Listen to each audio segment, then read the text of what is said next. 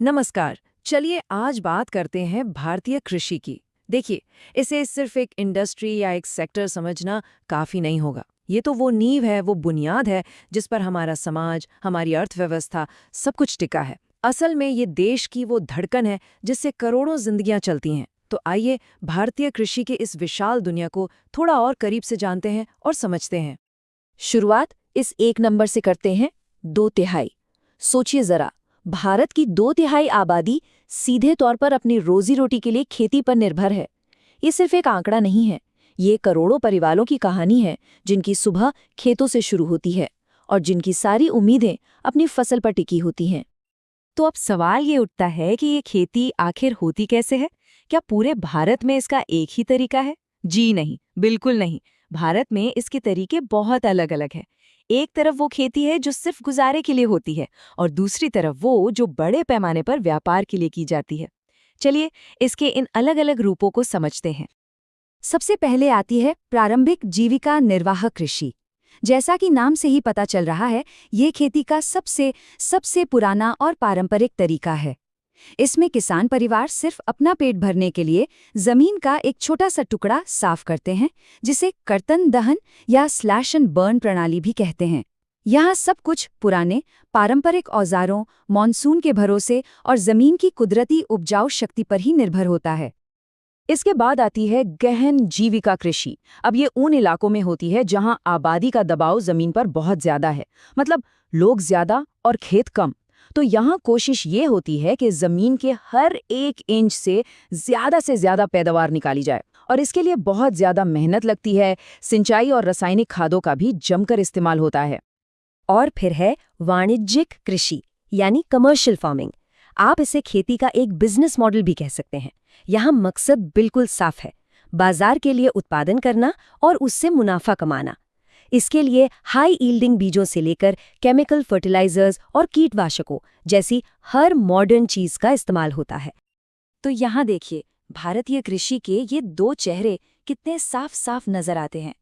एक तरफ छोटी बिखरी हुई जमीन पर पारंपरिक औजारों से सिर्फ परिवार का पेट भरने के लिए उत्पादन हो रहा है और दूसरी तरफ बड़े बड़े खेतों में ट्रैक्टर और हार्वेस्टर जैसी आधुनिक तकनीक से बाजार के लिए उत्पादन हो रहा है। यही विविधता भारतीय कृषि की असली पहचान है। भारतीय कृषि सिर्फ तरीकों में ही विविध नहीं है, बल्कि ये तो पूरी तरह से प्रकृति की एक लय पर चलती है, और वो लय है मॉनसून की। भारत में 3 मुख्य फसल ऋतुएं हैं जो इसी मॉनसून के चक्र को तय करती हैं। तो देखिए, भारत का पूरा कृषि कैलेंडर इन 3 मौसमों में बटा हुआ है। पहली है खरीफ की फसल, जो मॉनसून की बारिश के साथ ही शुरू हो जाती है, जिसमें चावल, मक्का और कपास जैसी फसलें होती हैं। फिर आती है रबी की फसल, जिसे सर्दियों में बोया जाता है, जैसे गेहूं, जौ और सरसों। और इन दोनों के बीच गर्मी के एक छोटे से मौसम में होती हैं जायद फसलें, जैसे कि तरबूज और खीरा। चलिए अब जरा और गहराई में उतरते हैं और देखते हैं कि इन ऋतुओं में भारत की जमीन पर आखिर उगता क्या क्या है। भारत की जो प्रमुख फसलें हैं वो इसे एक कृषि महाशक्ति बनाती हैं। शुरुआत करते हैं चावल से। भाई, ये तो भारत के ज्यादातर लोगों का मुख्य भोजन है और आपको पता है, चीन के बाद भारत ही दुनिया का दूसरा सबसे बड़ा चावल उत्पादक है। ये एक खरीफ फसल है जिसे उगने के लिए ज्यादा तापमान और 100 सेंटीमीटर से भी ज्यादा बारिश की जरूरत होती है।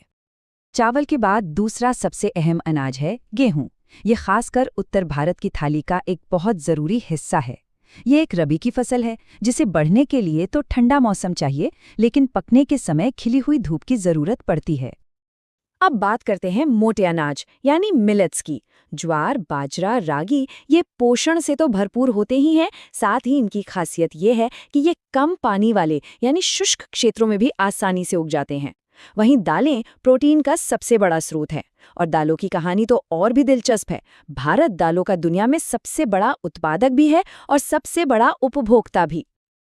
अब अनाज से हटकर जरा नकदी फसलों यानी कैश क्रॉप्स की बात करते हैं। इसमें गन्ना एक बहुत ही प्रमुख फसल है जिससे चीनी और गुड़ बनता है, और इस मामले में ब्राजील के बाद भारत दुनिया में दूसरे नंबर पर आता है। अच्छा, पीने वाली फसलों की बात करें तो असम और पश्चिम बंगाल की चाय का तो खैर कोई जवाब ही नहीं। और वहीं अपनी बेहतरीन क्वालिटी के लिए हमारी अरेबिका कॉफ़ी पूरी दुनिया में मशहूर है। और फलों और सब्जियों को कैसे भूल सकते हैं? आम, केले, प्याज, आलू, इन सब के उत्पादन में भी भारत दुनिया के टॉप देशों में शामिल है। और आखिर में बात करते हैं रेशेदार फसलों की। कपास, जो ज्यादातर काली मिट्टी पर उगती है, हमारे कपड़ा उद्योग की रीढ़ है। और जूट, जिसे गोल्डन फाइबर या सुनहरा रेशा भी कहा जाता है, उससे बोरियां और रस्सियां बनाई जाती हैं। इतनी सारी फसलें, इतनी विविधता, ये सब सुनने में तो बहुत अच्छा लगता है, लेकिन सिक्के का एक दूसरा पहलू भी है। भारतीय किसान की राह इतनी आसान है नहीं। चलिए अब जमीनी हकीकत पर नजर डालते हैं, यानी वो चुनौतियां और सुधार जिनसे हमारा कृषि क्षेत्र आज भी जूझ रहा है। तो सवाल ये है कि आखिर वो कौन सी बड़ी मुश्किलें हैं जिनसे हमारे किसान रोज जूझते हैं। देखिए, एक तो मॉनसून का कोई भरोसा नहीं, कभी ज्यादा बारिश, कभी सूखा। फिर ज्यादातर किसानों के पास खेत भी छोटे छोटे और बिखरे हुए हैं, जिससे खेती फायदेमंद नहीं हो पाती। ऊपर से मिट्टी की उपजाऊ शक्ति भी लगातार कम हो रही है और अंतर्राष्ट्रीय बाजार से भी मुकाबला करना पड़ता है। ये सब मिलकर अक्सर किसानों को गरीबी और कर्ज के एक दुष्चक्र में फंसा देता है। अब ऐसा नहीं है कि इन मुश्किलों से निपटने के लिए कुछ हुआ नहीं। समय समय पर कई बड़े कदम उठाए गए हैं।